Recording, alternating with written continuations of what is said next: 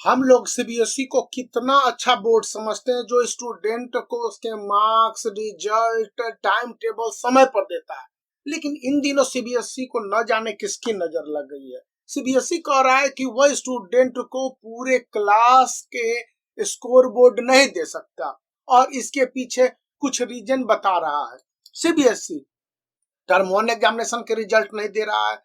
जैसा कि जानकारी है कि टर्म वन एग्जामिनेशन में देश के कई सारे स्कूलों ने भारी इरेगुलरिटीज किए रिजल्ट में, मतलब कि वे एमसीक्यू क्वेश्चन पेपर में ही गड़बड़ियां की। अब सीबीएसई को इसका खामियाजा भुगतना पड़ा। सीबीएसई जानती है कि वे उन तमाम गलतियों को अनडू नहीं कर सकता है। सीबीएसई के पास कोई पैटर्न नहीं है, इसीलिए टर्म वन एग्जामिनेशन के रिजल्ट नहीं आ रहे।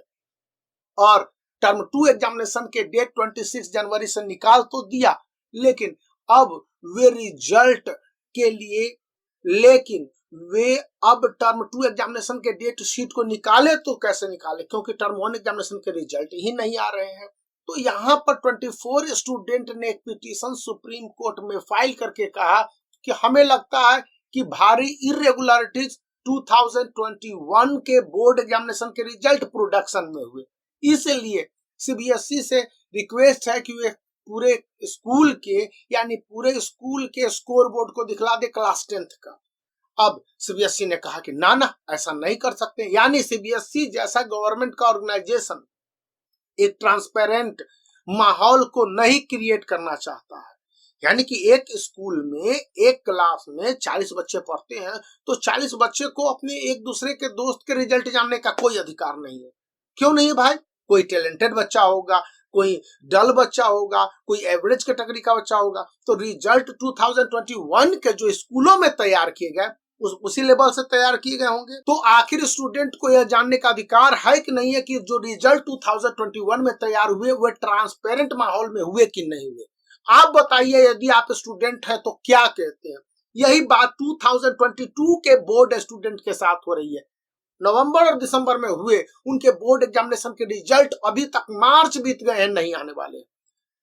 कॉपी चेक हो गई, एमसीक्यू थे और रिजल्ट भी तैयार हो गए हैं, लेकिन इतने ब्लंडर हैं कि कहा जा रहा है कोई बच्चा सीबीएसई बोर्ड में फेल ही नहीं कर सकता। खैर, रिजल्ट की बात को छोड़ दीजिए, हम उतना कचरा में नहीं जाना चाहते। बच्चों को आगे के भविष्य देखने चाहिए। तो टर्म टू एग्जामिनेशन के डेट शीट क्यों नहीं आ रहे हैं? सब्जेक्टिव एग्जामिनेशन ऑफलाइन लेंगे सीबीएसई, सीआईएसई ने कह दिया। सीआईएसई ने तो बहुत कुछ अपने आप को क्लियर कर दिया है, लेकिन सीबीएसई कहां पर स्टैंड कर रहा है? तो यहाँ पर जो आप पूरे ये प्ली को देखेंगे और सीबीएसई की ओर से दायर किया गया ये रिपोर्ट है, तो यहाँ पर सीबीएसई ने अपना साफ साफ बोला है कि सीबीएसई ने जांच कमीशन बैठाया है, 2021 का रिजल्ट ही बहुत अच्छा है। लेकिन बहुत सारे स्टूडेंट को इस रिजल्ट पर भी भरोसा नहीं है कि एक गलत रिजल्ट आए हैं। और जिस तरह से ऑनरेबल सुप्रीम कोर्ट में सीबीएसई ने ये बातें बोली है, इसका मतलब यह है कि सीबीएसई के पास अभी कोई चारा नहीं है। वो सिर्फ खाना पूर्ति कर रहा है, बच्चों की बात को इधर से उधर घुमा रहा है, रिजल्ट नहीं बताना चाह रहा है, डेट शीट नहीं देना चाह रहा है। तो आखिर सीबीएसई करना क्या चाहता है? आप खुद समझ लीजिए। इनमें बहुत बड़े बड़े स्कॉलर और जानकार लोग सीबीएसई के हैं, तो यहाँ पर इन बातों को सोचने और उसी के हिसाब से एक्ट करने लायक है। क्योंकि term two CBSE class 10th and class 12th examination काफी इंपॉर्टेंट सब्जेक्टिव होने के कारण है। अगर स्टूडेंट इसमें खराब परफॉर्मेंस करते हैं तो उनके सपने, जो कि बड़े बड़े स्कूलों में या फिर कॉलेज में एडमिशन का होगा, या डिजायर्ड ड्रीम कि किसी पर्टिकुलर सेक्टर में जाके अपने कैरियर को बनाए, क्लैट, नीट, जेई मेंस या बहुत सारे, वो भी उनके फॉल मतलब कि गिर जाएंगे। इसलिए स्टूडेंट को ओसवाल गुरुकुल का 36 सैंपल पेपर काफी उपयोगी है सेमेस्टर 2 एग्जामिनेशन क्लास 10th के लिए। इस वीडियो के डिस्क्रिप्शन में लिंक है, वहां से परचेज करेंगे तो काफी मदद मिल जाएगी। Make the black thumb blue and subscribe the channel for such more update.